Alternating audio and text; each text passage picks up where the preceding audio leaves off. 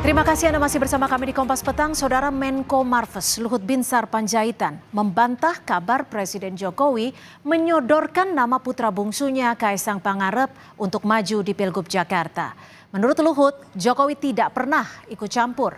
Sebagai menteri yang masih menjabat di kabinet, Luhut meyakini Presiden Jokowi tak pernah menyodorkan nama putranya di Pilgub Jakarta. Hal serupa juga ia yakini saat Gibran maju sebagai cawapres di pemilu 2024. Luhut juga menepis isu Presiden Jokowi akan cawe-cawe di pilkada. Ia balik mempertanyakan tujuan Presiden dengan tingkat kepuasan tinggi. Mau ikut campur di pemilihan kepala daerah.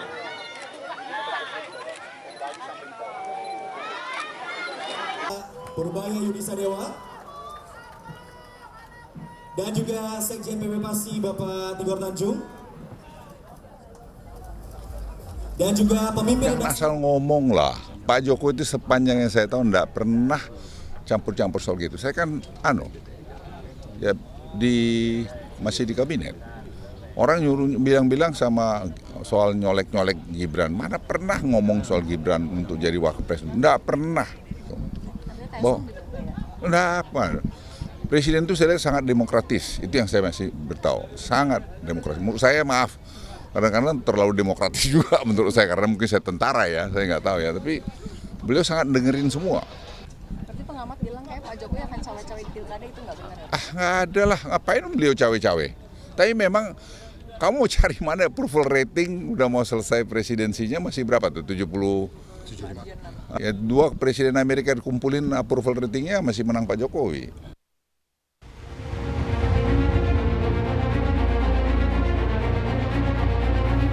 Kalau misalnya ngelihat survei ya paling realistis dengan Pak Anies.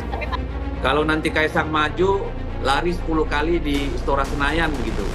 Ya daripada kita bilang enggak, ini enggak. Dulu kan Gibran juga begitu gitu.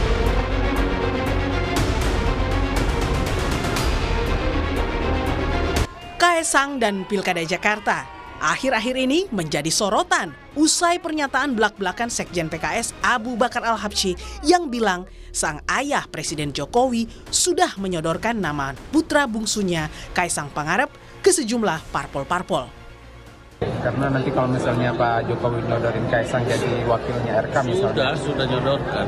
Maksudnya udah disodorkan secara resmi ya, begitu? Ini jalan kemana-mana sudah. Bagus-bagus. Seperti sudah ditebak, pernyataan Al-Habsyi ini langsung dihujani bantahan demi bantahan.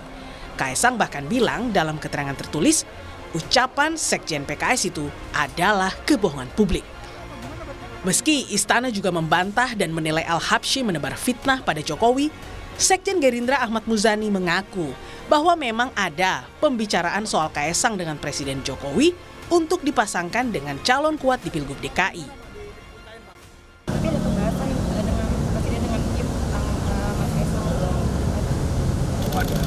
Iya, karena waktunya masih cukup panjang jika terus dilakukan exercise.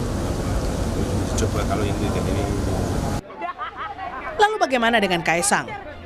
Pada 14 Juni lalu, usai melakukan salat Jumat di kawasan Cempaka Putih, Jakarta Pusat, Ketua Umum PSI ini sempat mengakui dirinya lebih memilih berpasangan dengan Anies karena lebih realistis berdasarkan survei. Disandingkan. Ini kalau ini aja ya, ini kan saya belum bisa, saya juga kan belum dicalonkan juga. Dan kalau misalnya ngelihat survei ya paling realistis dengan Pak Anies. Gestur dan komunikasi politik Kaisang yang belakangan mulai sering belusukan di wilayah Jakarta ini oleh pengamat dinilai sebagai bentuk upaya Kaisang yang memang tengah mempersiapkan diri untuk dicalonkan di Pilkada Jakarta. Pernyataan-pernyataan Kaisang menunjukkan bahwa dia berminat untuk masuk di pilkada, terutama di Pilgub Jakarta. Itu kan jelas sekali ada minat Kaisang untuk itu. Waktu Pak Zul menyatakan Pak Jokowi melarang katakanlah Kaisang untuk maju di Pilgub Jakarta, kan dibantah juga oleh Kaisang. Kaisang mengatakan itu kan versi Pak Zul, versi yang lain belum tentu, kan kira-kira gitu. Itu artinya kan jelas bahwa Kaisang sendiri itu mempersiapkan diri atau dipersiapkan untuk masuk ke pilkada.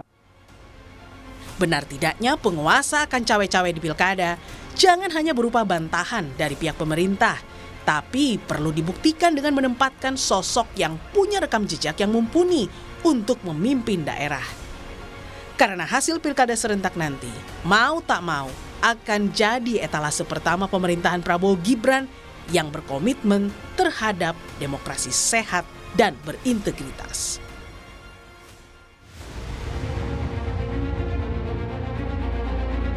Gimana Pak kalau Kaisang begini-begini? Jangan betul. Gimana nyuruh? Ya. Orang saya tanya aja Pak Jokowi bilang jangan. Kapan Sekjen PKS ketemu Pak Jokowi? Tahu dari mana dia? Yang pasti Pak Presiden tidak ikut campur di dalam pilkada. Pilkada itu ranahnya para partai-partai, khususnya ketua umum partai. Kita taruhan aja deh Mas, nanti kalau misalnya saya ajak nih Haryadi, Jayadi sama Grace nih, kalau nanti Kaisang maju, lari 10 kali di Istora Senayan gitu. Ya daripada kita bilang enggak, ini enggak, dulu kan Gibran juga begitu gitu. Jadi kalau sekarang dibilang A berarti B, itu kan masyarakat. Tim Liputan, Kompas TV.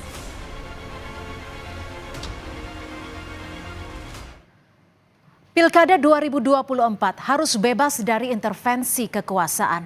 Mengapa? Karena selain hasil pilkada adalah wujud komitmen kita berdemokrasi secara sehat, kepala daerah yang terpilih juga akan jadi penentu kemajuan suatu daerah.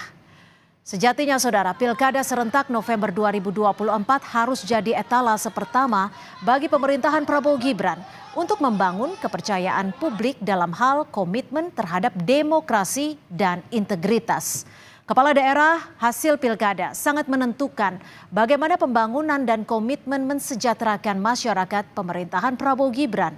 Tidak hanya soal pengendalian inflasi daerah yang secara nasional akan terakumulasi menjadi faktor penting kestabilan ekonomi, tapi juga bagaimana target-target pemerintahan Prabowo Gibran akan dijalankan. Karena itu sejak awal proses hingga pelaksanaan pencoblosan harus jauh dari upaya intervensi yang mengesampingkan prinsip dasar demokrasi dan penegakan hukum.